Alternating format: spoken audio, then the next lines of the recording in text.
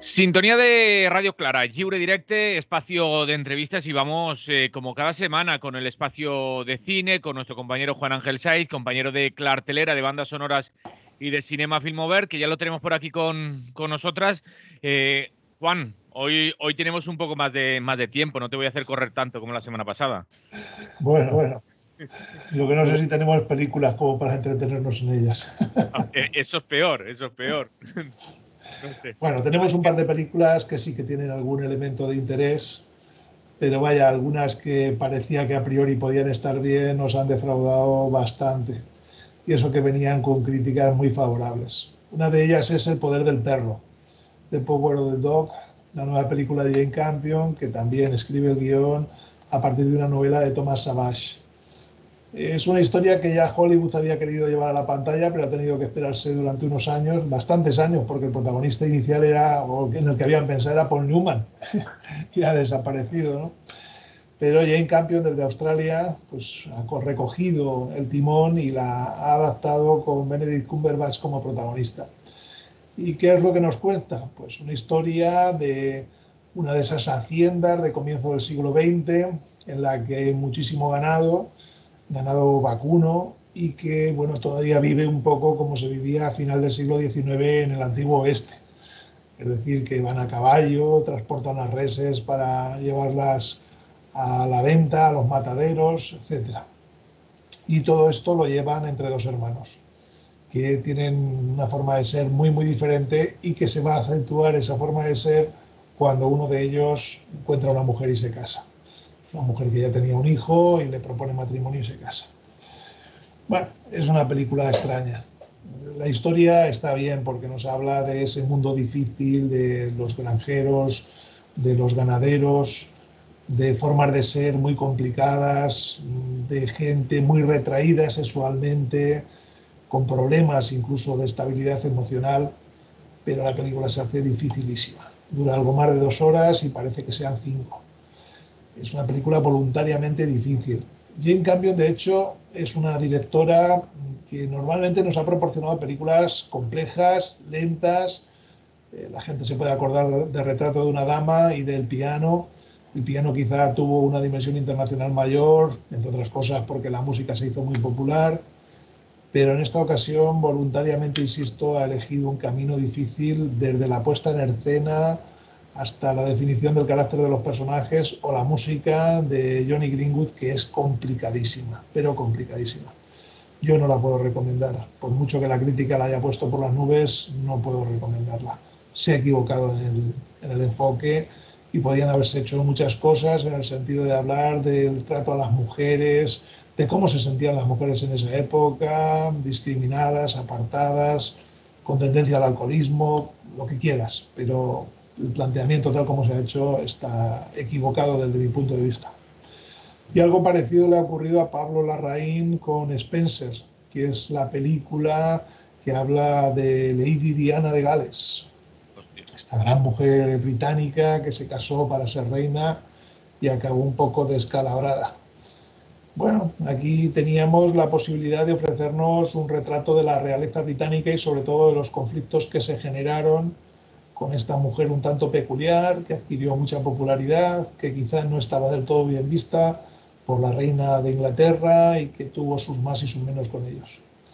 La película se centra solamente en 3 días, en una Navidad en la que toda la familia se va a uno de los palacios que tienen para celebrar la Navidad y hay como unos rituales muy habituales en la familia que todos deben cumplir, pero Diana ya está un poco lejos del planteamiento familiar, tiene claro que está prácticamente excluida, que su marido además lo que tiene es un amante y desde ese punto de vista hace incluso todavía más porque las cosas no se vivan desde ese planteamiento familiar de la realeza o de la realeza británica. Como idea, no está mal, porque hablar de cómo son los reyes actuales, de cómo es esa nobleza actual, pues no deja de ser algo llamativo, sobre todo si se han recogido datos de primera mano. Pero vuelve a ser una película tremendamente difícil, todo el rato centrado en ella, primeros planos, seguimientos, de forma obsesiva, como si estuviese ya un tanto enloquecida. Y de nuevo, curiosamente, la música de Johnny Greenwood para hacer todavía más difícil la lectura de la película.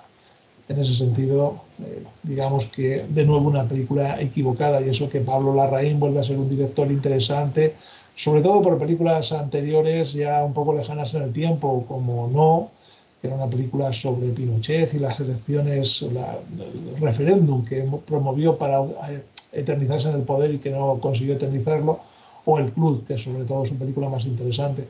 Pero incluso Jackie, que era sobre Jackie Kennedy, también era una película interesante y se centraba también en unos pocos días de Jackie Kennedy, justo cuando asesinaron a su marido, a John F. Kennedy.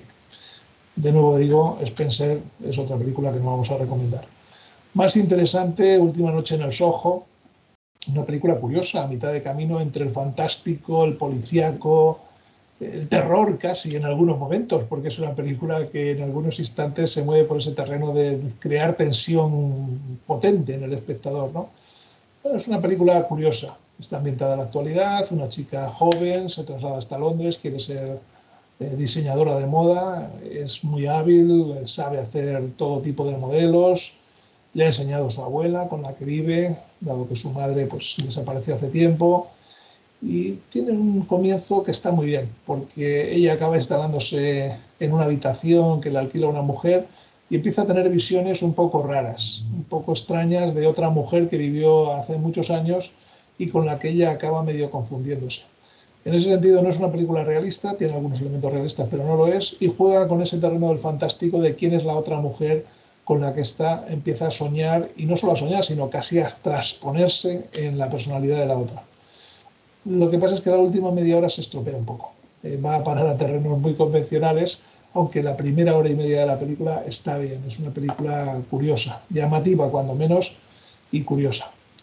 Años de sequía es la mejor película de la semana, es la que yo voy a recomendar. Es una película también de tono policíaco, aunque realista. Un policía se traslada a su pueblo natal o a su ciudad natal, una ciudad pequeñita en Australia, para asistir al entierro de un amigo. Ha habido una situación trágica, dolorosamente trágica, y la comunidad pues, se dispone a hacer el entierro y él se traslada allí, a pesar de que sabe que no va a ser muy bien recibido, como vamos a ver enseguida, nada más comenzar la película. ¿Y por qué no va a ser bien recibido? Pues porque hay algo del pasado que sigue pesando muchísimo y que él también tiene claramente en su cabeza. No cuento más, es una película que vale la pena ir descubriendo poco a poco. Hay que decir que hace un trabajo de montaje, Robert Connolly, que también escribe el guión, hace un trabajo de montaje magnífico, demostrando el poder del montaje cinematográfico, porque va a haber dos historias en paralelo, la actual con esa historia del policía que vuelve a su pueblo y la que ocurrió en el pasado, que es la que ha marcado esa distancia entre él y los habitantes de ese pueblo.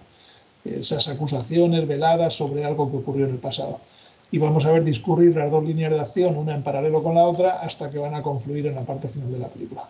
Es una película bien hecha, sin espectacularidades, sin cosas típicas de películas, sino en un tono muy cotidiano y que además nos habla pues, de todo. Nos habla de las situaciones pues, desde el alcoholismo hasta los malos tratos a las mujeres, el abuso sexual, todo lo que podamos pensar así de cosas más o menos que conocemos habituales y con un tratamiento habitual también, lo vamos a encontrar ahí. Menos interesante, pues Libertad, una película también a priori que podía estar bien, una película española que nos habla de una familia que tiene una criada sudamericana y va a llegar la hija de esa criada.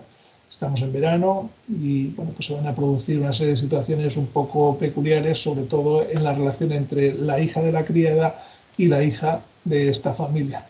Todo gira también en torno a la abuela, que está con Alzheimer, no está muy avanzado todavía, pero tiene momentos en donde no reconoce a nadie y otros de una cierta lucidez. La palabra libertad es porque la chica sudamericana, la chica joven sudamericana, la hija de la criada, se llama Libertad, y en esa relación entre las dos chicas jóvenes se va a centrar un poco la película. Podía haber estado mejor en la relación de criados y señores, cosas de ese estilo, pero la película se pierde. Es una pena porque no llega a conseguir ese punto que hubiésemos deseado, ese punto de decir, bueno, hay una buena historia, pero se queda un poco en un terreno de nadie. Más películas, Corten, otra película española de Mar Ferrer, que también escribe el guión e incluso la protagoniza. Es la antipelícula. Además lo dicen prácticamente al principio, vamos a hacer una película cutre y mal hecha. Dices, bueno, esto sea una pequeña broma. No, no, no, no. Vamos a hacer una película bien cutre. No solo con pocos medios, sino que vamos a demostrar que tenemos pocos medios y casi menos ganas de hacer la película. La vamos a hacer tan mal como podamos, hasta donde podamos llegar de mal hecha. Bueno, es un planteamiento. No vamos a decir que no sea un planteamiento original, desde luego, pero la película, vamos, es infumable. Infumable, infumable, infumable, vamos. Yo me pregunto en qué momento de su vida decidieron hacer algo así y qué se habían fumado o qué se habían tomado para decidir hacer una película como esta. No me interesaba absolutamente nada. Película marginal que seguramente busca el apoyo de festivales también muy marginales, que habla sobre transexuales, lo cual es una pena porque si haces una película muy mala sobre un tema que podría tener un cierto interés, pues bueno, pues al final desvirtúa lo que puedes estar diciendo. Aunque el concepto ya en sí mismo del inicio de la película nos puede marcar un antes y un después a la hora de elegir, ¿no?